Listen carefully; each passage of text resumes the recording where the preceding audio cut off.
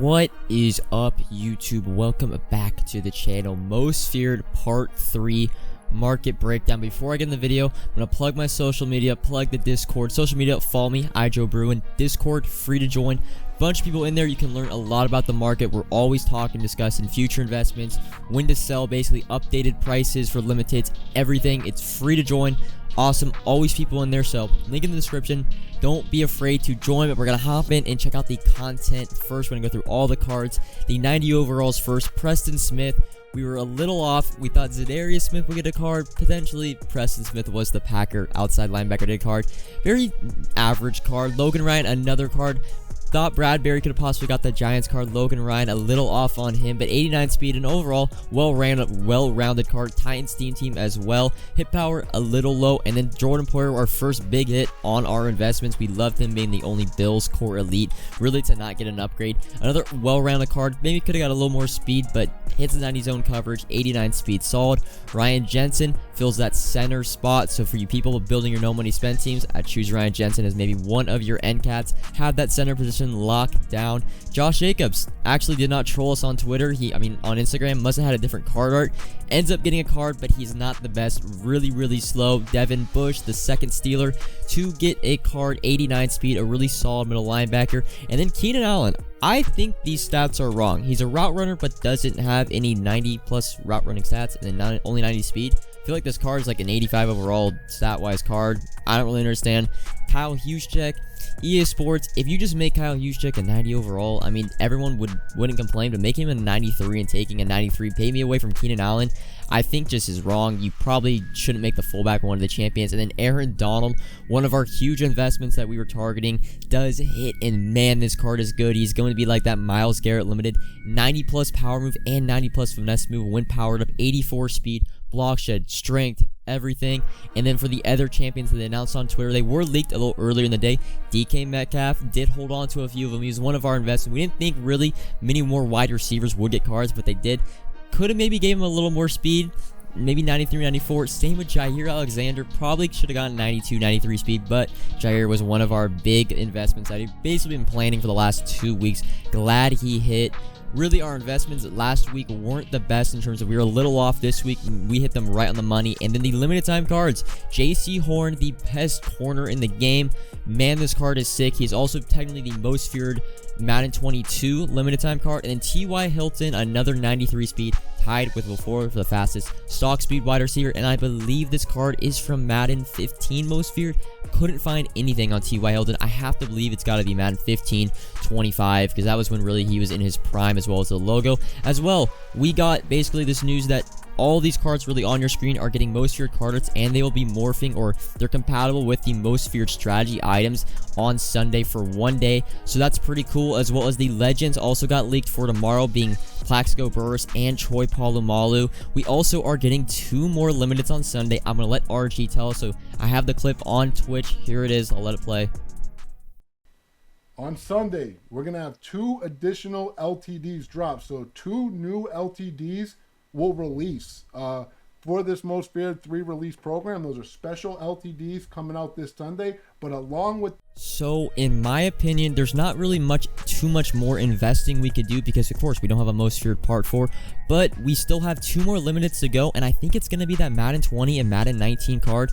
And really there's only one card I'm really investing, because it's hard. There's only 2 possible options, really 1 offense, 1 defense. Khalil Mack has tanked in price. He's back down to 40K. If you can pick him up anything under 40K, it's not a no-risk investment, because training for an 87 is still at about 35. If you can pick up a Khalil Mack for under like 38, 39, I think there's no risk really involved with that. I'm going to be definitely picking up a few tonight and tomorrow morning. He still has a chance to get a limited. The Bears still do not have a 90 plus, so that's why. Hopping into the binder, we're going to say, when are we selling our most feared investments that have hit? Like Jaire Alexander, you see he's only at 7. I actually end up buying that one, I think, for 78,000 coins. But we talked about this last week, and it's going to be the same this week, but more basically focused, because the cards have been really flooded onto the market. Jaire Alexander, Aaron Donald, DK Metcalf, to name a few. Now, Jaire's gone up where we were picking him up for under basically 40K, 35K most of mine, and he spiked up. He peaked at about 115 a day. He's back down to about 80K. Aaron Donald as well, we're picking up under 100. He actually, I sold a bunch last night for 140, and then he's actually flooded on the market. I mean, look at how many Aaron Donalds, and the reason this is really, Aaron Donald and really DK Metcalf are the two most highly invested cards, and so a lot of people invested. When they get announced this card, flooded onto the market. I mean, there's probably 100 Aaron Donalds up on the market. I actually have been picking up a few at 130, and it's just for reason, I think he's really going to trail Derrick Henry in terms of where his price is going to be. We'll talk about this after we go through all the core elites, but we are not selling today. The only card we're actually going to be selling today is going to be Josh Jacobs, and I'll get into the reasons why we're going to be selling Josh Jacobs today.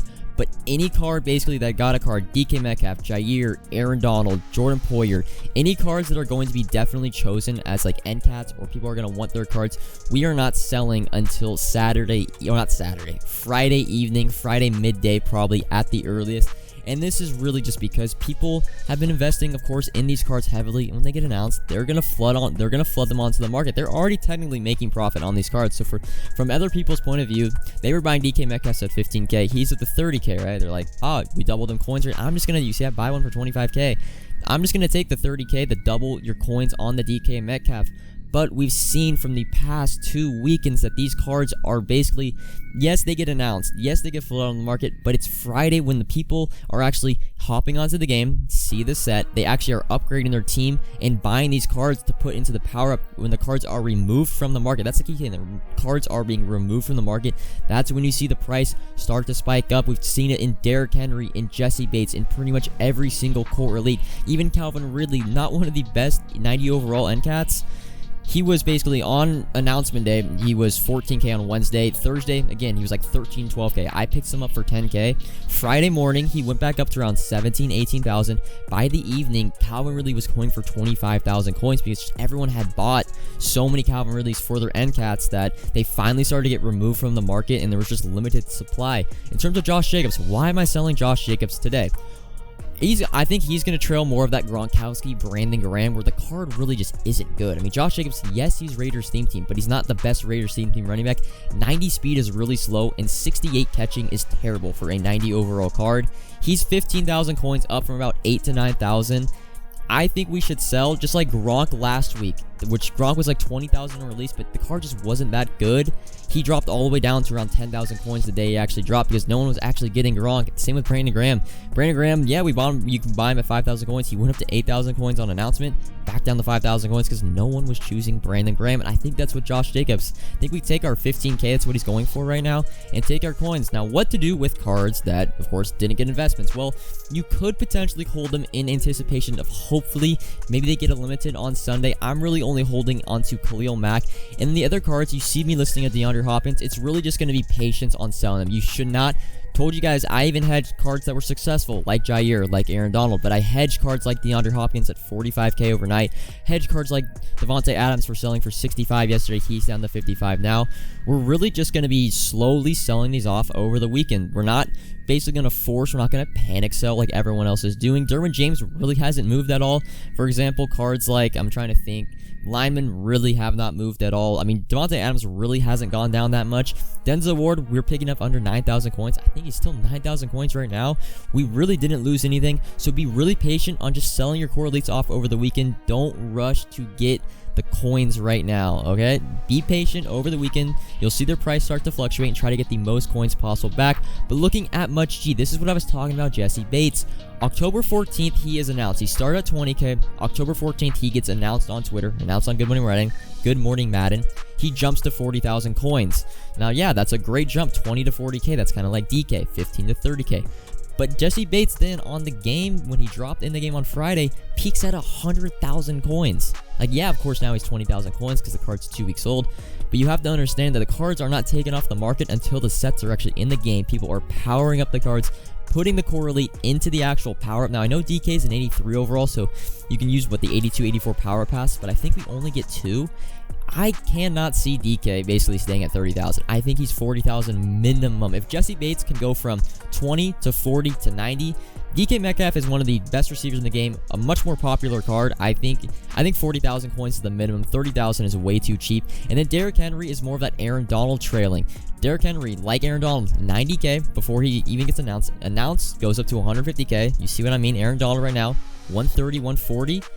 Derrick Henry then on Friday spikes up to 300K. Now, I don't think Aaron Donald gets up to 300K because he's not a running back, but I think Aaron Donald at least at minimum gets up to 175K. I mean, that's really not asking that much, but that's still 40K more per card that you can get if you wait to sell Friday evening. Hopping in now into the training market, and this is basically one of my strongest beliefs.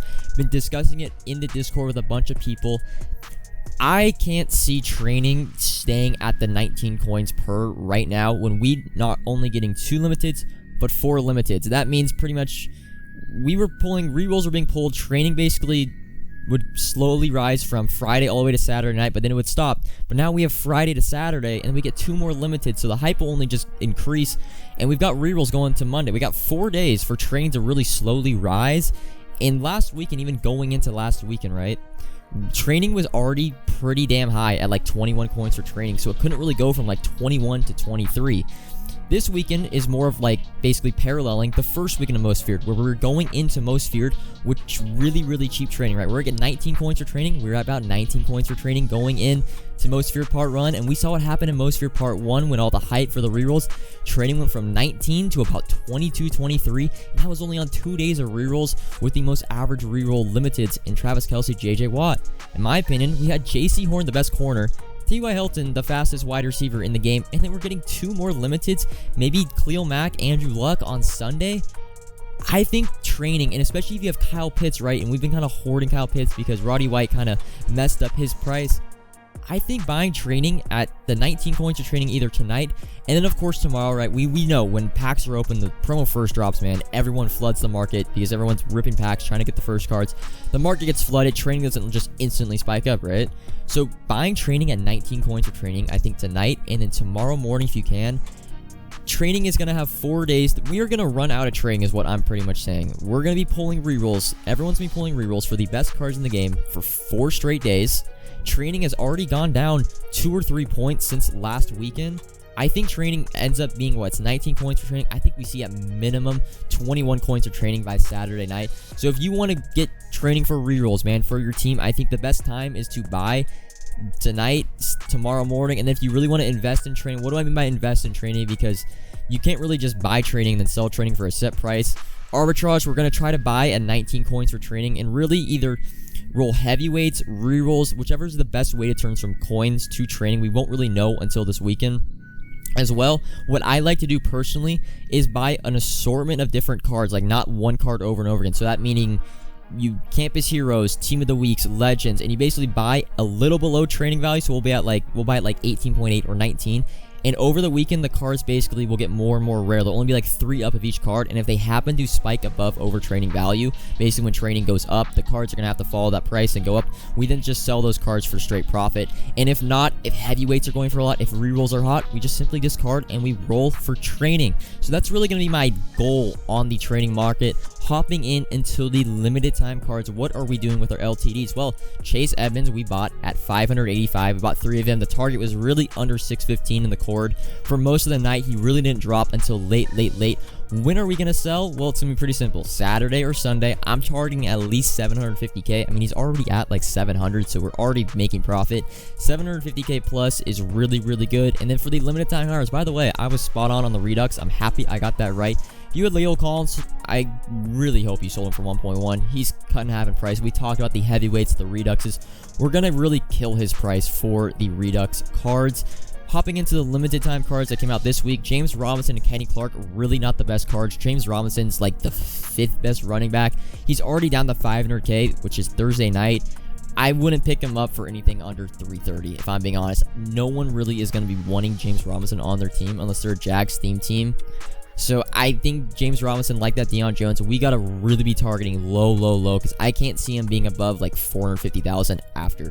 So I think a 330 or 340K or below, probably 315 is my target price for James Robinson. Kenny Clark, on the other hand, I think we're going to trail that Vernon Butler price. So try to target him like under 370, 350 really. And I think he'll go back up to that 550, 600K range that Vernon Butler did for the Team of the Week Limited a couple of weeks ago. Kenny Clark, a Bruin, love him personally, but he's just another D tackle, really. There's D tackles are all play the same. If they're slow, they have good block shit, they have good strength, they have good power move. They're really not too much, but if he's down around that 370, 350K, Wouldn't be opposed to picking up 1 or 2 if he trails that Vernon Butler price. We're going to be selling those guys off. Of course, we buy those cards Friday night. We're going to be selling those cards off again, like Chase Edmonds, Saturday night if they're expensive, or Sunday night if they're expensive, and of course, it's Monday as well. But for the limited time most feared cards, because we're getting Jaycee Horn, T.Y. Hilton, and then 2 more, we really won't know their price, of course, until we see their price. But the target date we are buying these cards, of course, Saturday night, especially when they announce the new limiteds. People are going to be panicking and flooding the Jaycee Horn and T.Y. Hilton on the market Saturday night. Don't know, of course, we don't know what price they're going to be, but we picked up Anthony Barr and Brandon Marshall really late Saturday night. Brandon Marshall was like $480, and then we sold him the next day for 650,000 coins. Now, I don't know if we're going to be able to sell the most feared limiteds like Sunday night. It's probably going to be more of a week-long investment, just because most fears are going to be all out of packs, etc. There's not going to be that much hype for them, so we might have to wait a little bit longer to sell. But I mean, Jaycee Horn, T.Y. Hilton, 2 of the best cards at their respective positions. Can't go wrong with their investments. We'll see what their price is. We'll talk about it. Try to go in the comments. I'll be in Discord pretty much. Join the Discord if you want to find out like what we're really targeting like on an hourly basis for each of these cards. But that's going to be all. I know it's a little shorter, most feared part 3 market breakdown, but really we don't got most feared part 4, so I got to go into predictions. In terms of really just buying cards right for your team, of course, Friday morning is the best time when cards are flooded on the market. People are panicking. They see all the new shining cards. They sell their old cards. Any cards really by Friday morning. But that's going to be all for this episode. Market breakdown, most feared part 3. Hope you guys enjoyed the video. Comment if you have any questions. Like if you enjoyed. Subscribe if you're new. And until next time, peace.